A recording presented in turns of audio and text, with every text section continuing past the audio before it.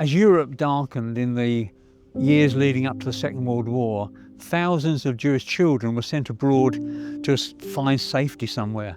Many of them arrived in Britain through this quiet port here at Harwich. Many were taken in by British families, but sadly some of those children would never see their families or parents again. Here in Essex, many found the opportunity to start again, even if it was without the ones that they loved.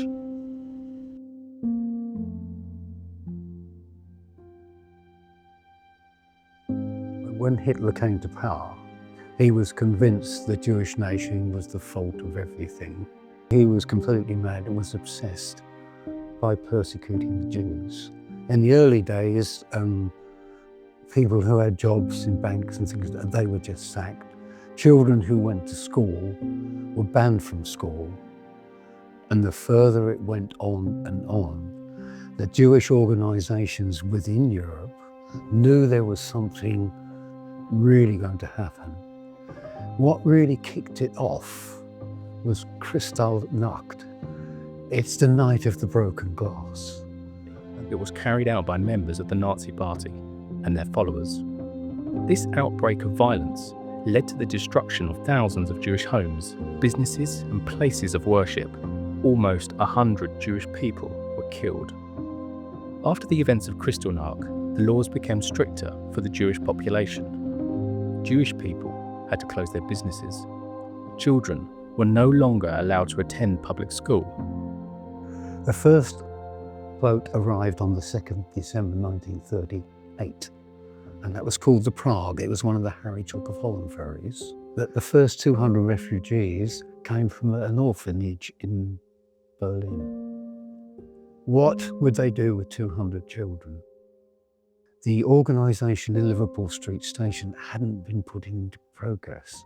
So what did they do? They looked around for a large accommodation near to the arrival point from the Hook of Holland, which is Harwich Parkston Quay. It's about just under 2 miles from here. The holiday camp had closed for the winter. So it reopened. All the staff came back. The local manager there got all the staff and they looked after the children from there. So, and then the transports gradually came. Children need to be found housed. And it is reputed that people came on a Sunday when the children were sitting down for the Sunday lunch to sort of pick out which child they would actually take. Very, very sad when you think about it. It's just like going to a supermarket and picking which one you like. It tends to be some of the older boys didn't get chosen quite as often as the nice young children. And that went on and on. The holiday camp stayed open until the early spring. By that time, Liverpool Street had got their act together and the holiday camp closed. But that was our connection with the first Kindertransporter.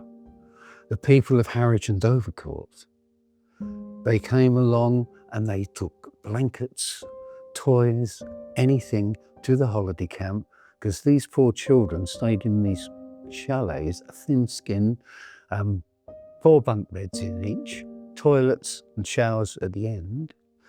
The older girls they put one side and the older boys they put to the other side of the chalets, and that's how it carried on. The majority of the parish people were concerned that these children were in their area, and they probably said, what can we do to help?